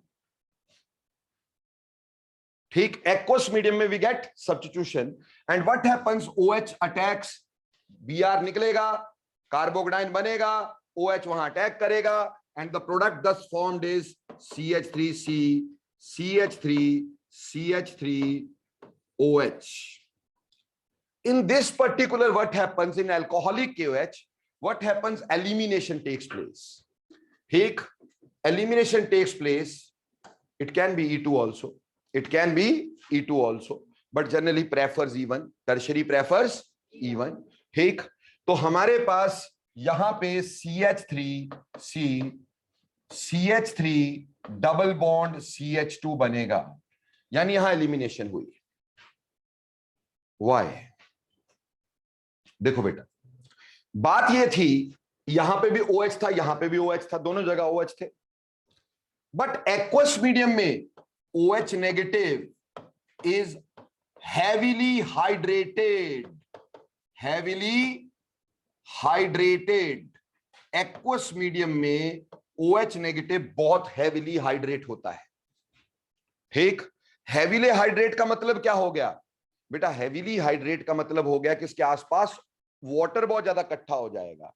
ठीक, यानी जैसे OH ये था ना भाई, OH नेगेटिव, तो इसके आसपास वाटर इकट्ठा हो गया। ठीक, like this HOH, HOH, HOH, HOH, and certainly there are what attractions over there. So hydrated है। अब हाइड्रेट होने से क्या होता है it is not in the position to abstract beta hydrogen. Heavily hydrated, not in the position to abstract beta hydrogen. ये beta hydrogen नहीं निकाल पाता. ठीक है जी. जैसे मान लो हमारे अनिकेत बाबू है, इनको कहा कि भैया सामने एक पेड़ है, पेड़ पे आम लगे हुए हैं, इन्होंने पेड़ से आम तोड़ने, इनका काम है पेड़ से आम तोड़ना. लेकिन एक शर्त है, शर्त यह है कि ये ब्लाइंड फोल्डेड होंगे, इनकी आंखों पे पट्टी बंधी होगी. अब आंखों पे पट्टी बांध दी, इसको आम दिखाई देंगे क्या? नहीं दिखाई देंगे ना. फिर कैसे तोड़े? ये जाए सूंघ लेगा? नहीं यार, इतनी भयंकर नहीं. ठीक. सो होगा क्या, इतनी ऊपर नाक पहुंचने नहीं वाली यार. ठीक. तो बेसिकली इसको क्या है, आम दिखाई नहीं दे रहे. तो ये क्या करेगा, पेड़ से जाके जफ्फी पालेगा, उसको हिलाने की कोशिश करेगा, है ना भाई, ताकि कोई आम किसी भी डाली पे चढ़ेगा, उसको हिलाने की कोशिश करेगा ताकि आम नीचे गिर जाए. यही कोशिश रहेगी ना भाई. ऐसे ही यहां पे OH जो है वो हाइड्रेटेड है, इसकी आंखों पे पट्टी बंधी है, सारी तरफ तो वाटर है. अब ये बीटा हाइड्रोजन निकाले कैसे, है ना. It is not in the position to abstract beta hydrogen. वहीं पे अगर मैं अल्कोहलिक KOH की बात करता हूं, अल्कोहलिक KOH में दो चीजें हैं. एक तो OH नेगेटिव हाइड्रेट नहीं होगा, अल्कोहल ज्यादा हाइड्रेट ज्यादा सॉल्वेट कर ही नहीं सकती. अल्कोहल बहुत बड़ा है, अल्कोहल अपने आप बहुत बड़ा होता है कि नहीं, तो बहुत बड़ी चीज आसानी से सॉल्वेट कर नहीं सकती. तो एक तो OH नेगेटिव यहां सॉल्वेटेड ही नहीं है. दूसरी बात, यहां अल्कोहल भी टूटेगी और क्या बनाएगी, alkoxide, which is a stronger base. एक तो बेस भी स्ट्रॉन्ग और जो OH है वो भी हाइड्रेटेड नहीं, वो भी स्ट्रॉन्ग बेस. दोनों स्ट्रॉन्ग बेस हो गए. अब दोनों स्ट्रॉन्ग बेस है, दो चोर मिलके ज्यादा अच्छे से चोरी करेंगे कि नहीं. अब क्या, मैंने तो इसको बोला भैया अनिकेत को जा आम तोड़ के ला, है ना. नवदीप भी साथ में चल पड़ा, तो ज्यादा आम तोड़ के लेके आएंगे कि नहीं. तो ऑब्वियसली यहां पे हमारे पास OH नेगेटिव एक तो लेस सॉल्वेटेड, मतलब ज्यादा सॉल्वेटेड है ही नहीं. ठीक. और more over alkoxide is given which is a stronger base. So this is stronger base. और हमें पता है कि होता क्या है कि यहां पे हाइपर कॉन्जुगेशन हो रही होती है after the formation of carbocation, और उससे H पे हल्का हल्का क्या होता है, पॉजिटिव चार्ज. तो वो पॉजिटिव चार्ज एक स्ट्रॉन्ग बेस जो है अट्रैक्ट तो कर सकता है, वीक बेस अट्रैक्ट नहीं कर सकता है. बोलो क्लियर. अब समझ में आया अल्कोहलिक KOH में एलिमिनेशन क्यों, एक्वस KOH में सब्स्टिट्यूशन क्यों. क्योंकि अल्कोहलिक KOH जो होता है उसमें एक तो एल्कोक्साइड स्ट्रॉन्ग बेस भी मिल जाता है, दूसरा उसका OH आसानी से हाइड्रेट नहीं होता. It is in the position to abstract beta hydrogen. Whereas in aqueous medium what happens is, in aqueous medium we have hydrated OH negative, we have hydrated OH negative. So obviously यहां पे हम ये कह सकते हैं stronger base, strong base prefers elimination. Strong base prefers elimination. जो strong base होगा वो एलिमिनेशन प्रेफर करेगा. जैसे बेटा इस पे एक और एग्जाम्पल साथ में लेके चलता हूं, मेरे को पता है उसके पेट में गुदगुदी हो रही है और यही एग्जाम्पल वो मेरे से पूछने वाला है. ठीक.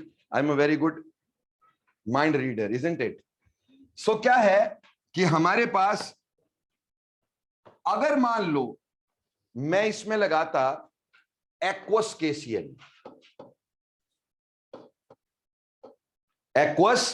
KCl, और दूसरी साइड लगा देता अल्कोहलिक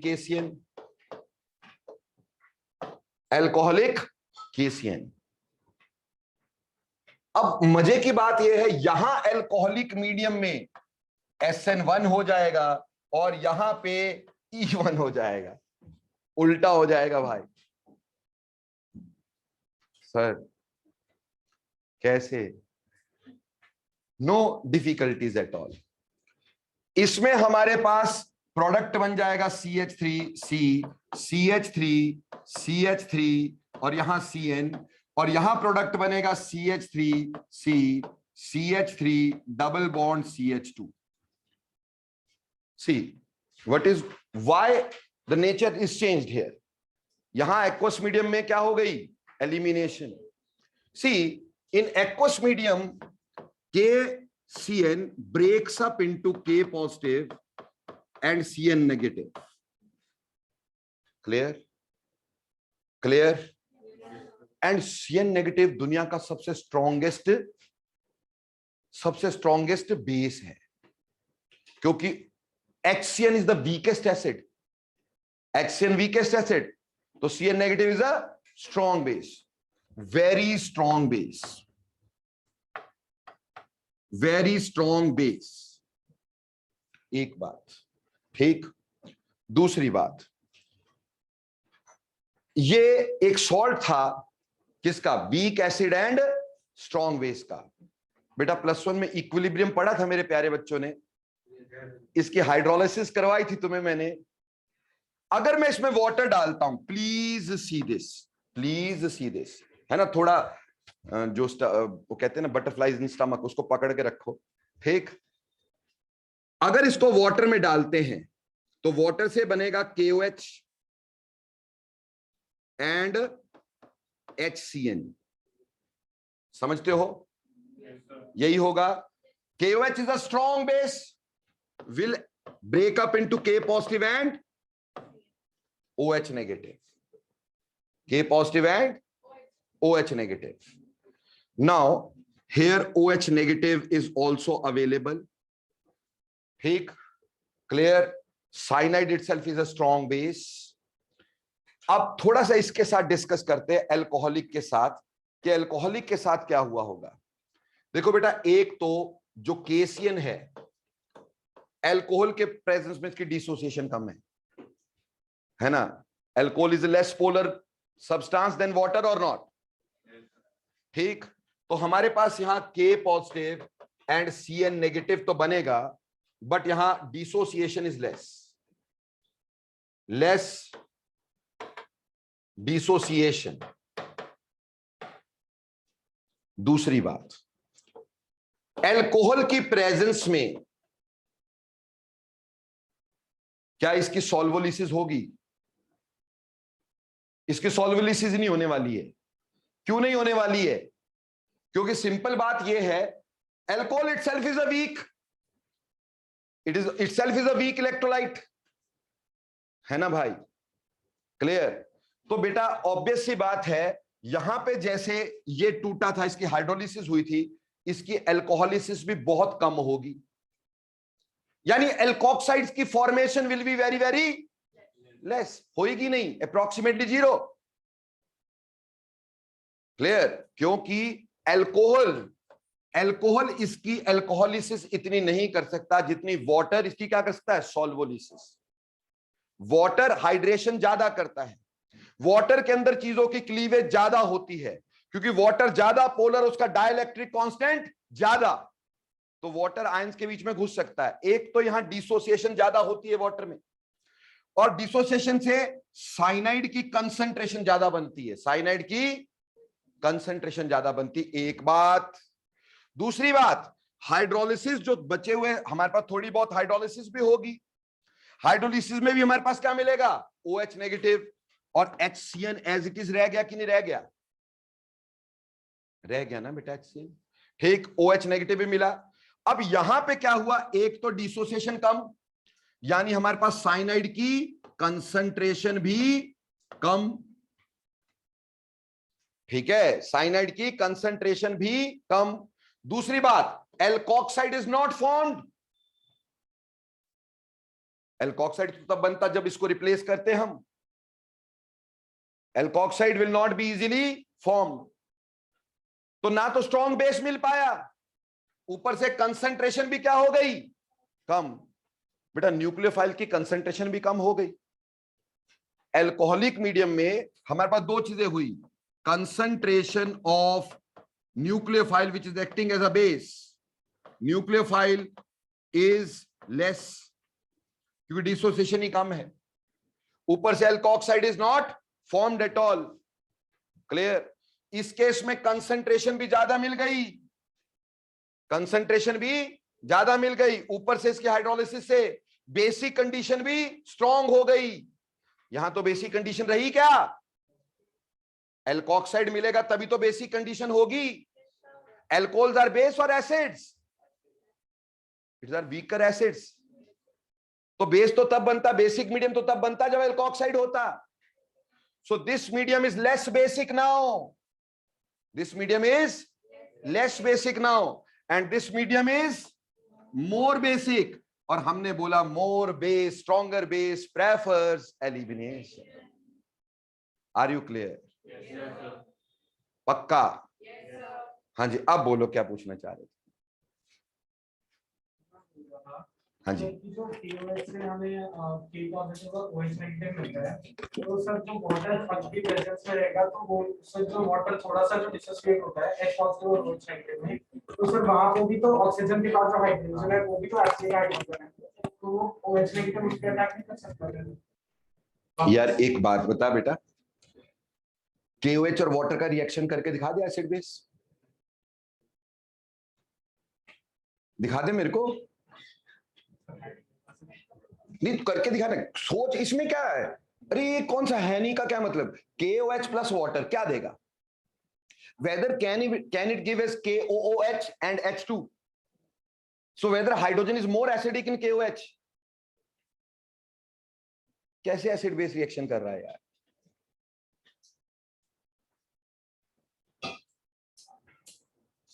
है मोर ओवर, आप वाटर के साथ जो रिएक्शन कर रहे हो तो आप तो ये कह रहे हो कि भी OH के साथ वाटर भी तो फिर तो OOH बन गया। क्या ये बनता कभी स्पीशीज? है ना? सो ऑब्वियसली अब ये ध्यान से समझ लो कि स्ट्रॉन्ग बेस जो होता है, हमारे को रिएजेंट कैसा चाहिए? बेसिक। रिएजेंट कैसा चाहिए? बेसिक। तो हमने ये देखा कि एक्वस KOH जो होता है वो सब्स्टिट्यूशन करता है और अल्कोहलिक KOH एलिमिनेशन करता है, पर केसियन उल्टा हो जाता है। उसका लॉजिक मैंने तुम्हें समझाने की बहुत कोशिश की इजीली कि भैया इसमें तो हमारे पास क्या था कि जब एक्वस KOH था तो OH negative is hydrated, it is not in the position to abstract beta hydrogen, whereas here it is less solvated as well as we get a strong alkoxide base भी strong मिल जाता है जिससे elimination हो जाती है। और CN में strong base यहां मिलता है, यहां नहीं मिलता है, and that is due to कि इसकी एल्कोहलिसिस नहीं हो पाती है और इसकी क्लीवेज भी कम होती है, तो कंसंट्रेशन भी बेस की कम है और उसका बेसिक कैरेक्टर भी कम है, मीडियम का बेसिक कैरेक्टर भी कम है। तो स्ट्रॉन्गर बेस प्रेफर्स एलिमिनेशन। पर ना हमारे को हमेशा दिल में बेचैनी रहेगी, सर कौन स्ट्रॉन्ग बेस है ना?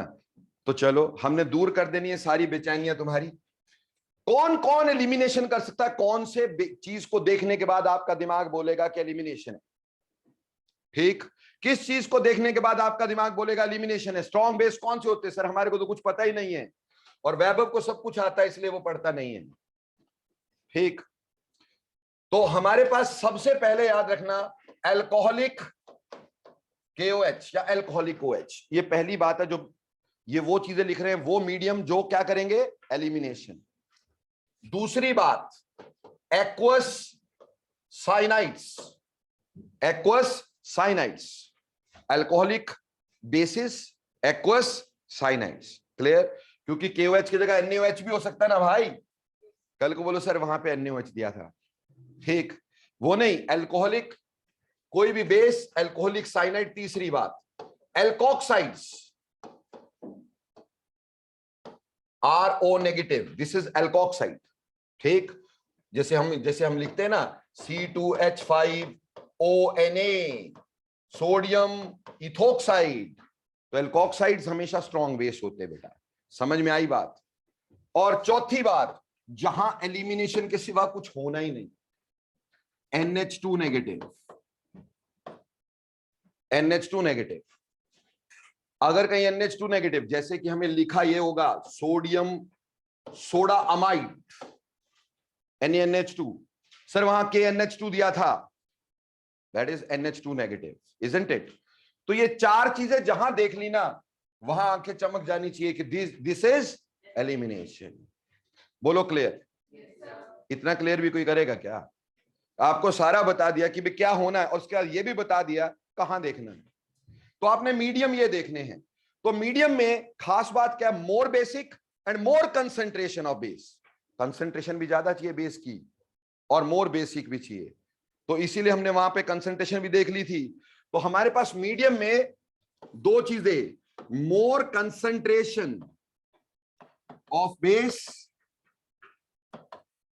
ऑफ बेस एंड दूसरी बात स्ट्रॉन्गर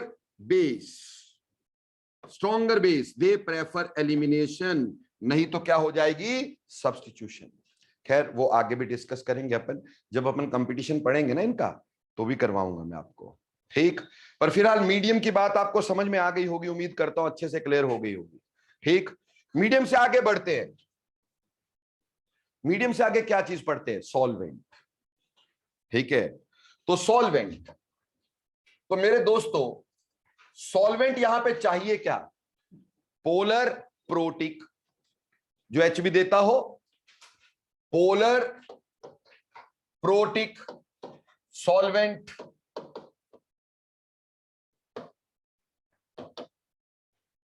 ठीक है जी। क्योंकि वही एच तो बेसिकली बाद में बेस बनाता है ना, ठीक है जी। तो बेसिकली हमें पोलर प्रोटिक सॉल्वेंट, खास बात एक क्लीवेज चाहिए यार फर्स्ट स्टेप में। मीडियम तो वही चाहिए जो SN1 के लिए चाहिए, है ना, वो बात लगे, उसका बेसिक कैरेक्टर ज्यादा होना चाहिए, दैट्स ऑल। सो सॉल्वेंट में कोई खास बात यहां नहीं थी। सॉल्वेंट जब तक हमारे पास पोलर नहीं होगा बॉन्ड टूटेगा नहीं, नॉन पोलर मीडियम में ये होगा नहीं, नॉन पोलर मीडियम में एलिमिनेशन होगी नहीं, क्योंकि बॉन्ड जब तक नहीं टूटेगा जब तक मीडियम पोलर नहीं होगा। Am I clear? ठीक, तो इसमें कोई खास बात नहीं। हाँ, conditions, now this is something to study, this is something to study. Conditions, see बेटा प्लीज सारे बच्चे यहां ध्यान देंगे। मेरे पास है CH,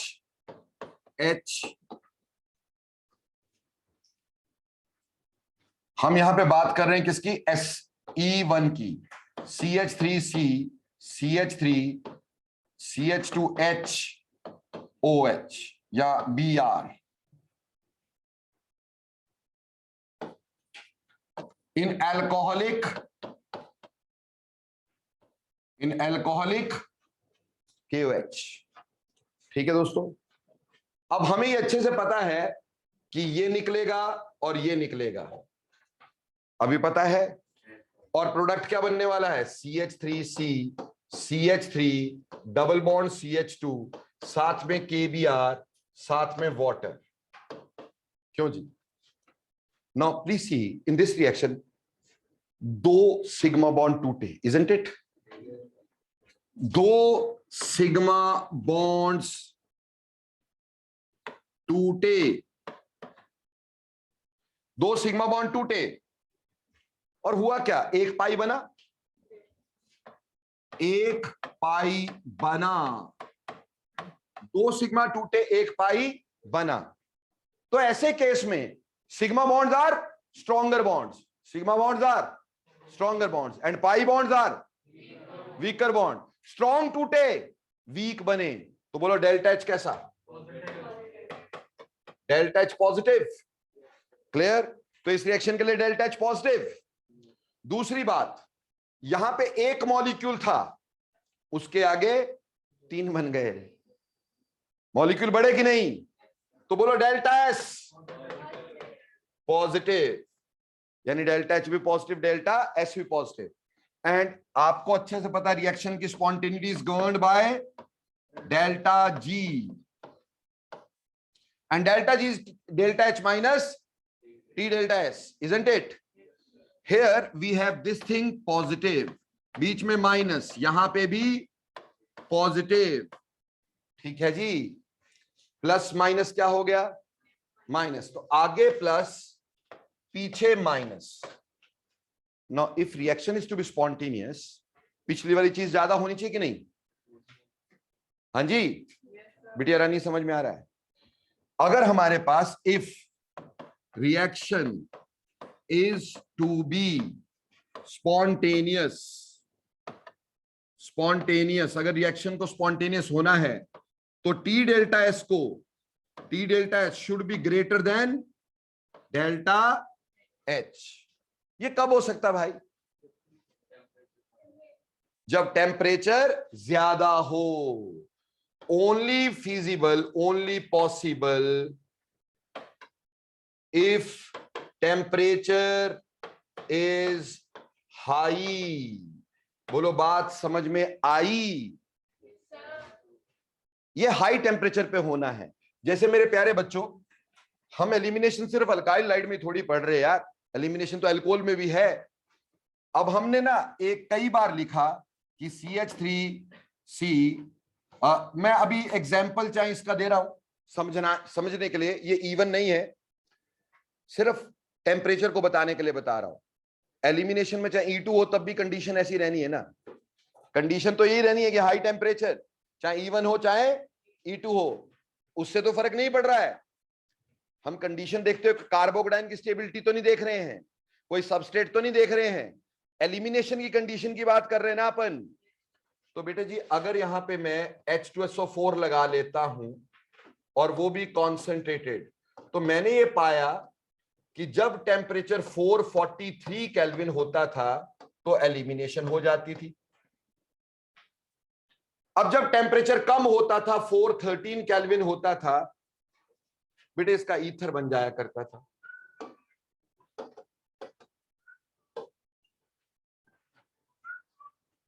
ठीक है जी, इसका क्या बन जाता था? ईथर। टेम्परेचर और कम हो जाता था, 383 केल्विन, इसका बन जाता था हाइड्रोजन सल्फेट।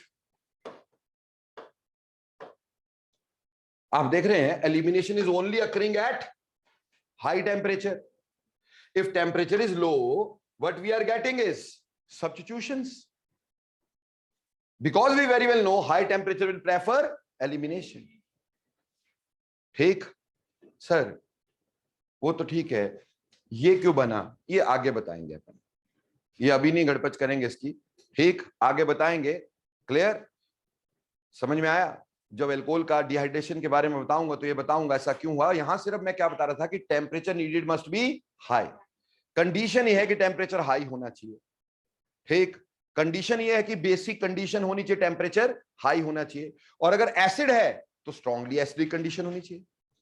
अगर बेस कैटेलाइज्ड है तो स्ट्रॉन्ग बेस, एसिड कैटेलाइज्ड है तो स्ट्रॉन्ग एसिड, और टेम्परेचर मस्ट बी हाई। ये कंडीशन है अपने पास। क्लियर? कंडीशन के बाद लास्ट चीज क्या पढ़ा करते बेटा? प्रोडक्ट, जिसके लिए सारी लड़ाई है, वो अब हमारे सामने बात आई है जी। अब हम बात करेंगे प्रोडक्ट कैसा हो।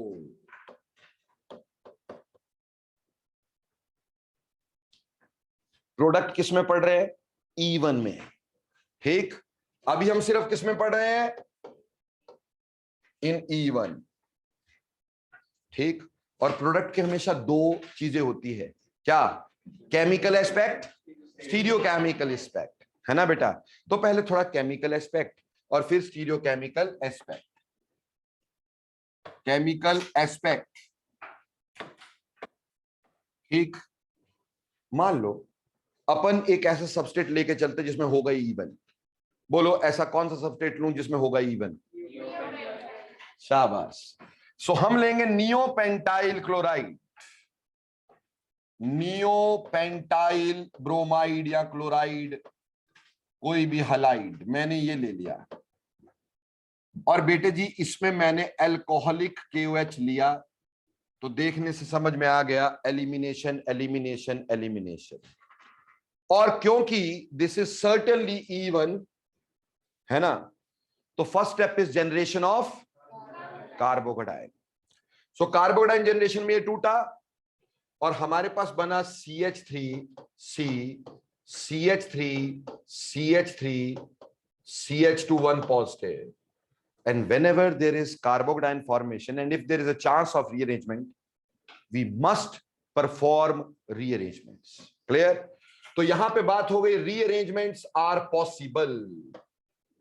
Rearrangements are possible wherever necessary, wherever necessary, जहां पे नेसेसरी होंगी वहां पे मेरे प्यारे बच्चों अपन लोग रीअरेंजमेंट जरूर करेंगे। क्या यहां पे रीअरेंजमेंट की पॉसिबिलिटी है? Yes, there is a possibility of rearrangement over here. ठीक, there is a possibility of rearrangement over here. और इस रीअरेंजमेंट से कौन सी शिफ्ट हुई? ओके, बहुत इंटेलिजेंट हो चुके हो तुम अब। Methyl shift. ठीक, after this methyl shift, this CH3 shifts over here, you get CH3C, CH3, 1 positive CH2, CH3. ठीक, clear? लेकिन please now leave your pen down and please understand. Now this is your alpha carbon, isn't it? So this is your beta carbon, this is your beta carbon and this is also your beta carbon. भाई को बहुत पहले इसकी चिंता पड़ गई थी। ठीक, अभी हमने ले लिया, भाई की चिंता छोड़ेंगे थोड़ी यार। तो हमारे पास बीटा बीटा बीटा है ना, तो अब ये वाला बीटा और ये वाला बीटा तो सेम है। मैं यहां से हाइड्रोजन निकालूं तब भी क्या होगा? फर्स्ट पोजीशन पे डबल बॉन्ड आएगा। यहां से निकालूं फर्स्ट पोजीशन पे डबल बॉन्ड आएगा, इसमें तो कोई दिक्कत नहीं। यानी कहने का मतलब यह है कि ये दोनों तो क्या है? इक्विवेलेंट। क्या है? इक्विवेलेंट। तो इसकी हमें सोचने की नहीं, इन दोनों में से कोई एक ले लेंगे। ठीक है जी।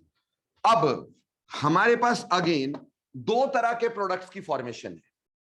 दो तरह के प्रोडक्ट्स की फॉर्मेशन हो सकती है, क्योंकि यहां से या यहां से दो बीटा है ना, दोनों में से कहीं से भी निकल सकता है। तो अगर मान लो हमारे पास यहां से हाइड्रोजन निकला, इस वाले बीटा से हाइड्रोजन निकला, so product is CH2 double bond C, CH3, CH2, CH3। Am I clear? और अगर बीटा यहां से निकला, कहां से? यहां से, ये भी तो दे सकता है। मैंने बोला ड्रॉप योर पेन यार। यहां से भी H दे सकता है ना, तो यहां से H दिया तो बना CH3C, CH3 double bond CH, CH3। Am I clear? दो प्रोडक्ट्स की पॉसिबिलिटी।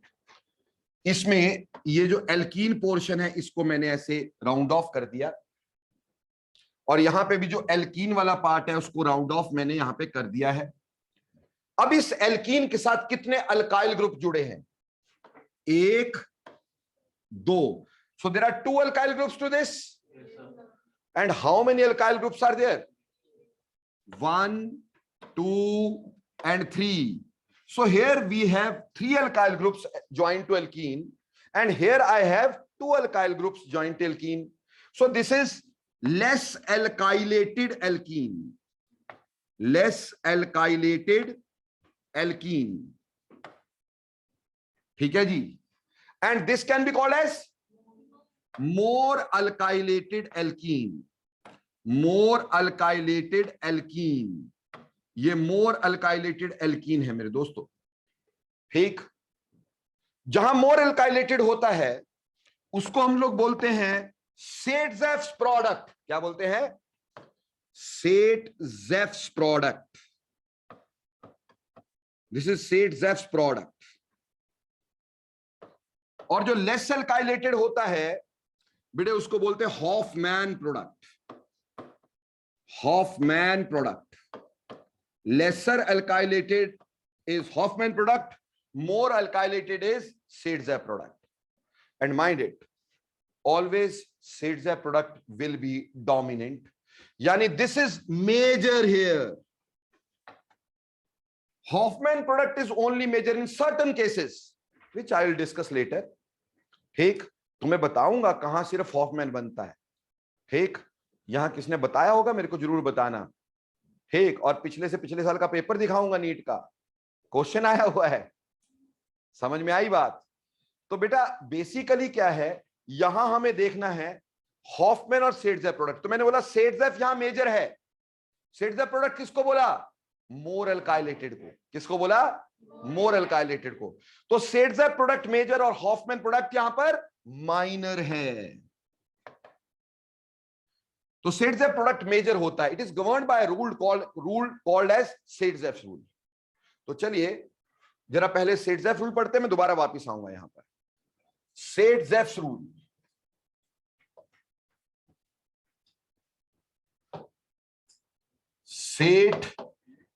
सेट्स रूल, यहां एक बात क्लियर कर देना चाहता हूं, Saytzeff's rule is actually Saytzeff rule.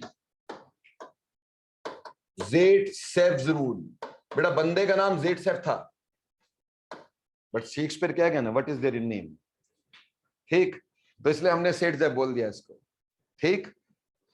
Sense बननी चाहिए, सेट्स एक ही बात है। कल को ये मत सोचना बंदे ने पूछा ज़ेट्सेफ रूल, सर ने तो सेट्स करवाया था, तो सेट्स एक ही बात होनी है।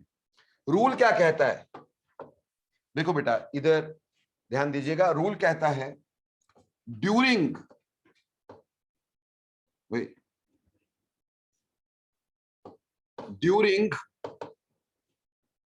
dehydrohallucination, during dehydrohallucination। नो बेटा इसने तो रूल दिया था डिहाइड्रोहैलोजिनेशन के लिए, पर हमने पाया ये सभी एलिमिनेशंस में पॉसिबल है, सभी एलिमिनेशन में ऐसा ही होता है, तो हमने इसको ब्रैकेट में लिख दिया beta elimination. Beta elimination, during beta elimination whenever alkene can be formed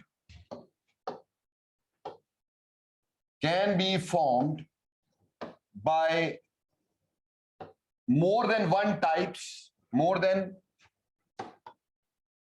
one side,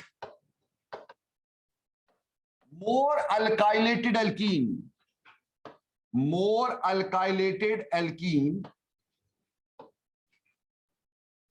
is always major product.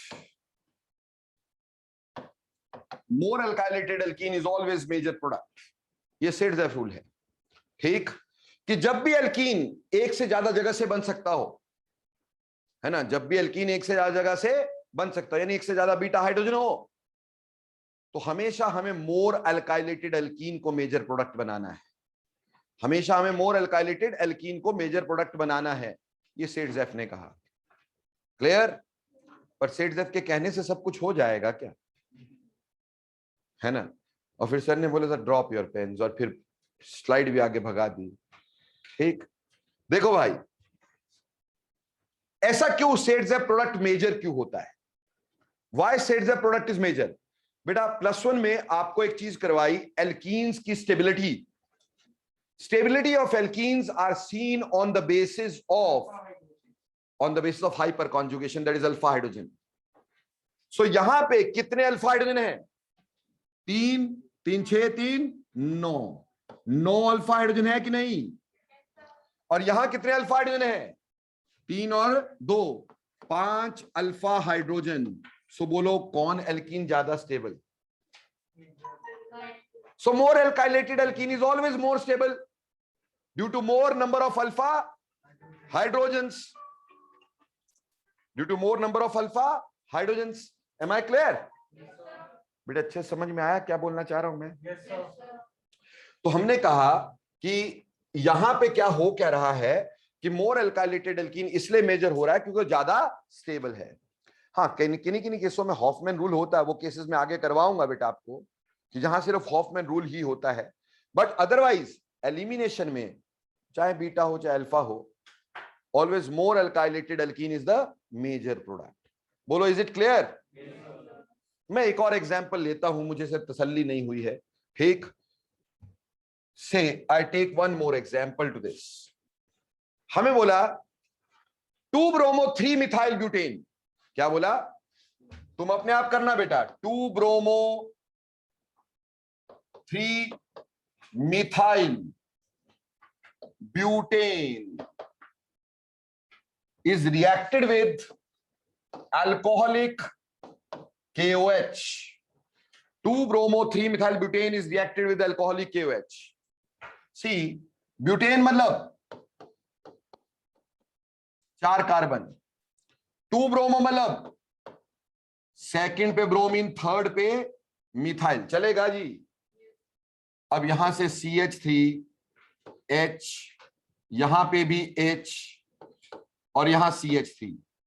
सबसे पहले तो बताओ E1 की E2। ऑब्वियसली E1, क्योंकि secondary with beta carbon tertiary, beta carbon tertiary है ना।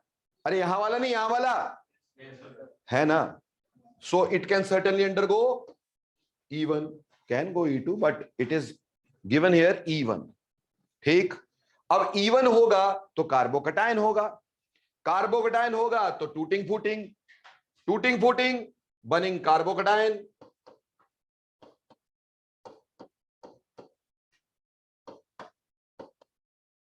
So will there be any rearrangement? Yes, sir.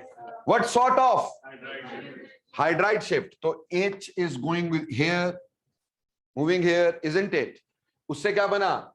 CH3, CH2, C, CH3, CH3, 1 positive. ठीक है भाई। Now कितने प्रोडक्ट की पॉसिबिलिटी बोलो?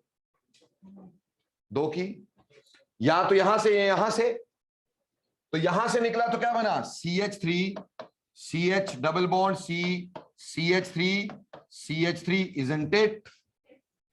और अगर यहां से निकला तो CH3, CH2, C, CH3 double bond CH2। Now which is major? So this is Sadzap product or not? More alkylated. How you see that? आप एल्कीन पार्ट को ऐसे कर लो और देखो उसके कितने डंडे लगे हैं, वो अल्काइल ग्रुप्स जुड़े हैं, यहां पे 1 2 3, और यहां एल्कीन पार्ट को ऐसे कर लो, कितने जुड़े हैं? 2। तो this is Sadzap product and this is Hoffman product. So obviously major is Sadzap and minor is Hoffman। बोलो क्लियर? सो प्रोडक्ट निकाल सकते हो बेटा केमिकली, केमिकली निकाल सकते हो, कोई दिक्कत तो नहीं है? हाँ जी। अब देखो बेटा, अगली बात थी स्टीरियो केमिकल एस्पेक्ट। ये तो क्या था? Chemical aspect, stereo chemical aspect. इसमें क्या स्टीरियो केमिस्ट्री आ सकती है बेटे? इसमें ऐसा हो सकता है कि सिस या ट्रांस एल्कीन बनता हो, एल्कीन बन रहा है ना, तो सिस एंड ट्रांस या ई एंड जेड दोनों करवाए हैं ना पिछले साल। सिस ट्रांस एल्कीन बन जाए या ई जेड एल्कीन बन जाए। एक तरह से हमने बोला था E is a sort of cis, rather E is a sort of trans. E क्या होता है? एंटीजीजन, opposite, that is trans. Z क्या होता है? जुजामेन, यानी कि टुगेदर। तो आपको अगर यहां पे सिस और ट्रांस में से देखना पड़े बेटा, as trans is more stable और यहां कार्बोकटायन की फॉर्मेशन है, तो ट्रांस प्रोडक्ट ज्यादा स्टेबल रहेगा। तो stereochemically trans will be major stereochemically if cis and trans आ सके। सारी जगह तो नहीं आता सिस एंड ट्रांस। क्या इधर सिस एंड ट्रांस बनेगा? नहीं बनेगा ना यार। उसके लिए डबल बॉन्ड कार्बन के साथ जुड़े ग्रुप अलग अलग होने चाहिए ना। याद है कुछ? सिस एंड ट्रांस तो करवाया था बेटा कि नहीं करवाया था? अरे एल्कीन में इतना तो करवाया होगा, हैं? तो सिस एंड ट्रांस में इफ स्टीरियो केमिकली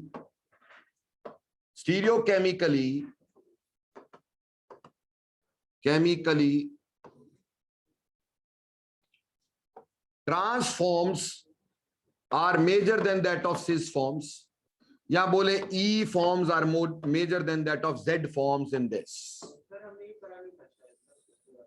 नहीं किया है? कोई बात नहीं, मैं वही तो पूछ रहा था यार। ठीक, अगर नहीं किया तो कोई दिक्कत नहीं है, आई एम देयर। ठीक, जब हम हैं बहुत सारे गम हैं। ठीक, तो चलिए, बेसिकली क्या है कि ट्रांस क्या होता है? जब हमारे पास ज्योमेट्रिकल आइसोमरिज्म में सेम ग्रुप ऑपोजिट हो जाते हैं, सेम ग्रुप ऑपोजिट हो जाते हैं, तो उसको अपन क्या बोलते हैं? ट्रांस बोलते हैं। ठीक। और जब सेम ग्रुप एक ही साइड पे हो जाते हैं, ठीक, उसको अपन सिस बोल देते हैं। ठीक। So don't worry, geometrical isomerism का भी मैं कुछ ना कुछ आपका करता हूं। मैं आई सेंड यू वीडियो अभी के लिए, पर करवाऊंगा मैं पूरा अपने आप। ठीक। अगर नहीं हुआ तो मैं अपने आप पूरा करवाऊंगा अभी के लिए, ताकि आपको प्रॉब्लम ना आए। I send you some videos, ठीक, ताकि उसको देख सको और कम से कम सिस ट्रांस ईजेड देना आ जाए। बाकी वो करवाना मेरी जिम्मेवारी है, मैंने नहीं करवाया तो आई एम वेरी सॉरी, अपन करवाएंगे उसको। ठीक जी। तो खैर, stereochemically trans is more stable than that of cis and E is more stable than that of trans. तो जनरली स्टीरियोकेमिकली ट्रांस मेजर या फिर E form is major over Z form, ये स्टीरियोकेमिकली देखा जाता है। ठीक। बेटा स्टेबल ही ज्यादा ट्रांस होती due to more symmetry, due to more symmetry, क्योंकि दोनों साइड अगर सेम ग्रुप होंगे तो सिमेट्रिकल पोजीशन ज्यादा होगी। हाँ जी, सिस में काय की सिमेट्री है भाई? अगर मान लो ये दोनों रिलीजिंग ग्रुप है तो दोनों रिलीजिंग ग्रुप यहीं दे रहे होंगे इलेक्ट्रॉन्स, दोनों विड्रॉइंग अपनी तरफ खींच रहे होंगे, यहां कम से कम एक दूसरे को कैंसिल तो करेंगे। सो मोर सिमेट्रिकल होता है सिस रादर ट्रांस। ठीक। सो ये करवा दूंगा मैं, इसकी टेंशन नहीं लेने का। नहीं बेटा, इसमें बहुत सारे फैक्टर होते हैं, मैं करवा दूंगा, ऐसे समझ नहीं आएगा। ठीक। फिलहाल के लिए trans will be major one. Any doubts? No sir. So this was it with E1। सो आज हमने बेटा E1 की बात की, और E1 को सारा हमने शुरुआत से एंड तक पढ़ने की कोशिश की है। नेक्स्ट क्लास में will be doing E2 and E1 CB and finishing off with elimination. ठीक। So thanks lot for today, मिलते हैं नेक्स्ट क्लास में। स्वाति देखो, डायपोल मूवमेंट जरूरी नहीं होता है कि ट्रांस की जीरो हो, ये जरूरी नहीं होता है। छोटे बच्चों को पढ़ाते हैं ट्रांस की डायपोल मूवमेंट जीरो होती है, जब बताऊंगा क्लास में करवा दूंगा बेटा।